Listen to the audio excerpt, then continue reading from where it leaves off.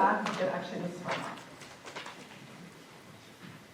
So we have, if I write this a little bit more succinctly inside, right, we can normalize this proof to this proof by doing a reduction.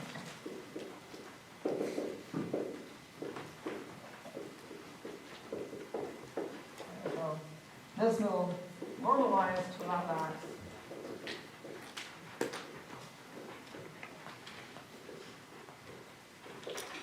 Because this is a redux, okay? And by beta reduction of this redux, we get the second of x. So this is a concrete example, okay, where you see that this is a not normal proof, okay, because we have these funny detours. This detour shows up because we have here an implication introduction, okay, followed by an elimination, introduction and elimination. That is one of our local soundness detours, okay. And so this, happens in larger proof structures.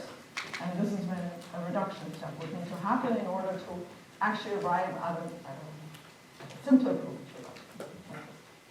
Yeah? Is the implication introduction on X or on Y? On Y. Yes, thank you.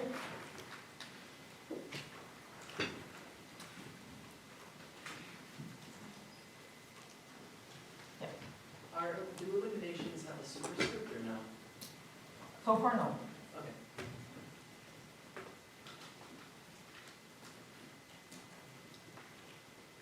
All right, so let's move on to disjunctions. So I haven't talked about disjunctions, but disjunctions are interesting.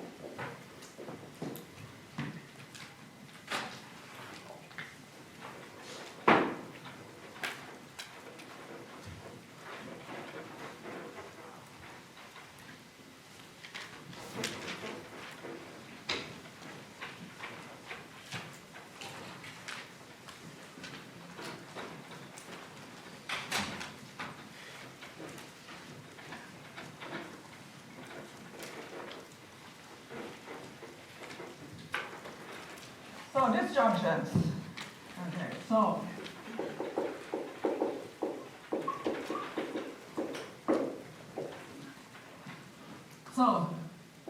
from a proof point of view, A or B is going to be true. Well, if either A is true, or B is true.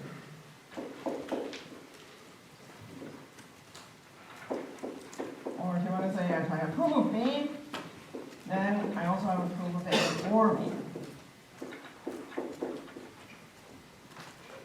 Okay. So what does this mean from a programming point of view? Okay, so this is from a programming point of view, is that term. And this describes a collection of things that are either of form A or of form B. Okay? It's a sum type. It's called the disjoint sum.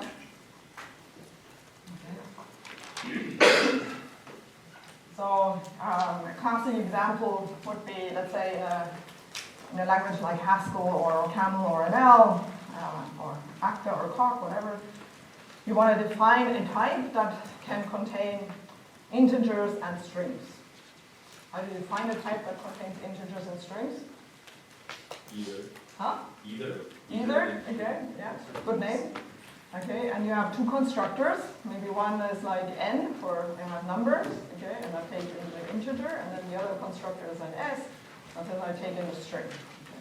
So it's a collection of things labeled either by n, denoting it's an integer, or by s, saying it's a string. So this is what these guys are doing. They're labeling it essentially whether they come from the left side or the right side. And so this is an in left of m.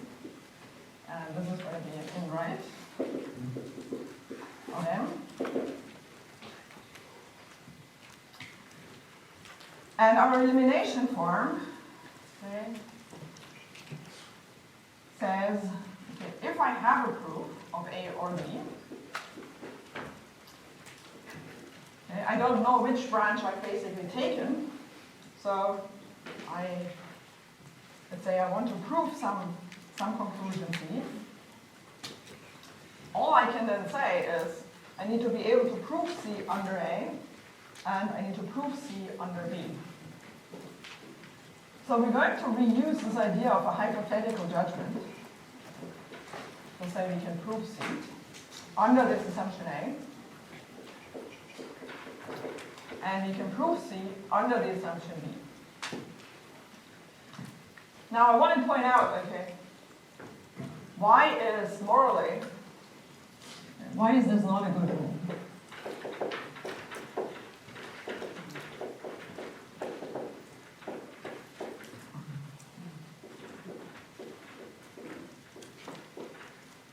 It's a reasonable rule, okay?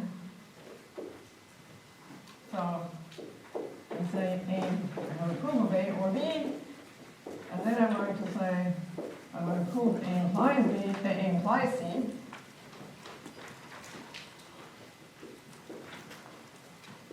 And in the other case, I prove B implies C.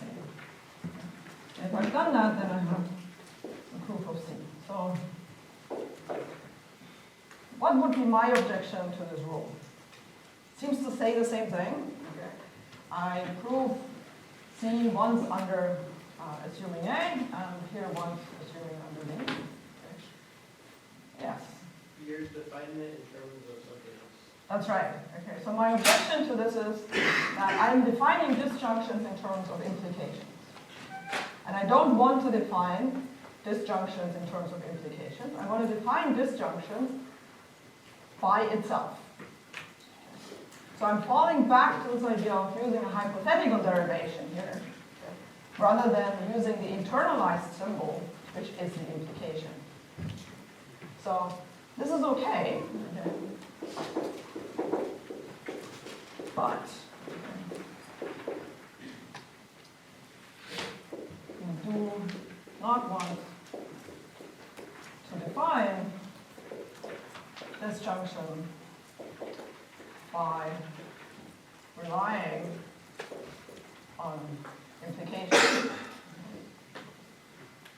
So in particular, it could be a minimal logic where we don't even have implications in it, and we only have disjunctions and conjunctions. Okay? And my proofs will be a lot more modular if I just can define it in terms of disjunctions by itself. So this is sort of one example where you see, right, that you want to fall back to something more primitive, which is essentially hypothetical derivations rather than the implication symbol itself. Okay, so what's the proof term for this? Now, this will look familiar to those of you who are used to OCaml. M stands for this disjoint sum, okay, so it's a collection of things that has two kinds of things in it. Okay, this is my first branch. And this is going to be my second branch. And what we're doing here is essentially it's a case analysis. If M does look like an in left, I know I'm going to go to the first branch. If M looks like my in right, then I'm going to the second branch.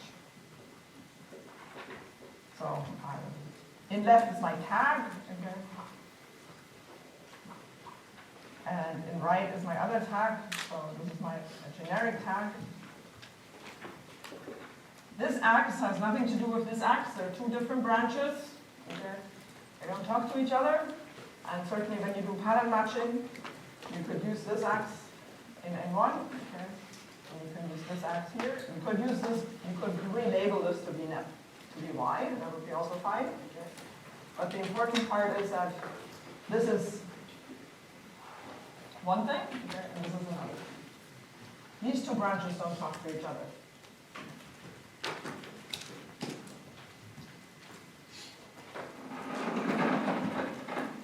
So, what happens to local soundness? Local soundness is more interesting here than expansions. Okay, so I'm only going to do local soundness.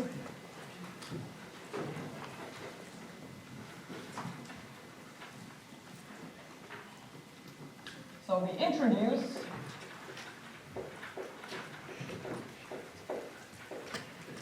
so we're introducing a disjunction. Okay.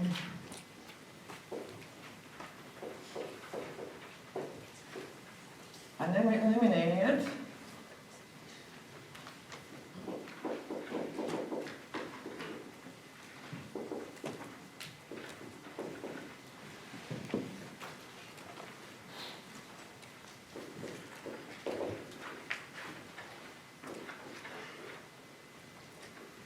Okay, so we have here some term in. We have here the left of n. Some term in 1, some term in 2. And what we're getting out is something that has type C. And that is the case expression. We have here this in left domain of in left of x goes to A1 and right of x goes to A2. And how do we argue local sameness? Okay, so we have here some kind of derivation. We have here a derivation that depends on this A. So we want to somehow use this part and plug it in here for this x. So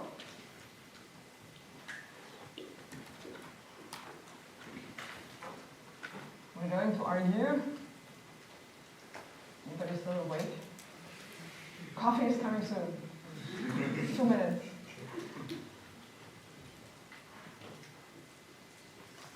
Argue that that is going to be the same as the derivation from B to C. So we're going to use this fact to plug it in here. And that is our substitution lemma. Here we have a proof of A. Here we have a derivation that depends on A. Okay. So this is by the substitution lemma. And operationally, we essentially instantiate this x by m because we're doing some kind of pattern matching. Okay. And we're propagating this instantiation into this first branch. And we're going to step to n1 by binding x to n, which is actual thing for n is. And that brings us to something that is of type C. Using D and let's say E as a C. Push it up.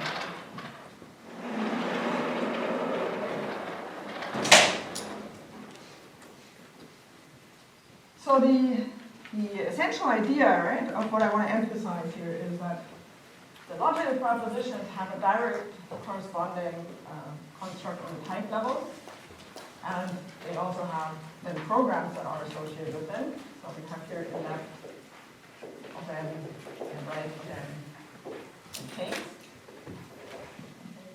That gives us essentially a case analysis, and that is already quite a nice, interesting language.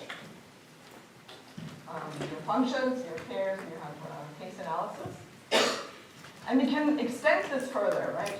So, I mean, Valeria already foreshadowed some extensions. For example, you see tomorrow an extension to dependent type. That's essentially a form of universal quantification. It's a little bit more powerful than just quantifying over a domain, but similar. Okay. So that is what we sometimes call an index type. Some people, I don't think of it as a real dependent type, but it is a form of dependent type. So tomorrow you'll see even a richer form of dependent types where this can be type B. Second order logic, okay, would correspond to polymorphism and system X. Okay. So that's this part, but you can play this actually further. So Valeria mentioned modal types, something like box, okay, or S4. So the interesting part of that is, to me, that it actually gives us a way of describing closed objects. Okay? So something is necessarily true is a closed piece of code that can be run essentially at every given stage. And so it gives us a way of talking about stages in computation. and talking about templates and macros and meta-programming in general. You can play this with the circle modality. The circle modality is what we call the lax modality. So that talks about something is true in the next time step. Okay? So we had a paper where we, at Popl, where we sort of relate this constructive idea of taking the next time step from lax logic to fair reactive programming, for example. So it gives a type system where you can talk about interactions. So input-output streams, these are kind of reactive programs. If you go to linear logic, okay, where you tweak some of these kind of structural laws, then some of you might have seen Rust, okay, so it has certainly influenced Rust. But in particular, if you take the sequence parameters view of this, you get a type system for a session type, which is a type system for process pipeline. Okay. So there are a lot of different dimensions where we start to understand computational phenomena from this perspective of logic. And this is still something ongoing. I mean, it's not that we, for every logic that we have this kind of computational interpretation, but it is something that we are sort of discovering as we go along. And when we take that leap, I think we end up ultimately in a nicer, better behaved, or more well-designed system. Okay, so that brings me to the end of my Curry-Howard view, okay, in a very practical sense. So in particular, I would like you to sort of take away, right, that proof reductions amounts to term reductions. And so on Wednesday, okay, I'm going to show you a proof of how we can prove that, yes, terms will normalize. Okay? And it's a particular proof technique that goes back to Tate, William Tate from Valeria. I mentioned him also, I think, earlier. So it'll be, for those who like doing induction proofs and seeing a little bit more how things work, this will be a more technical part. But it is a very important technique to sort of get to know and understand a little bit, because I think there's a lot of work, especially if we go to type theory, where we need to sort of usually prove something about normalization. So it's a useful technique to know. And you might see it in the next 2 weeks by somebody else as well. All right, so shall we go for coffee? I certainly do.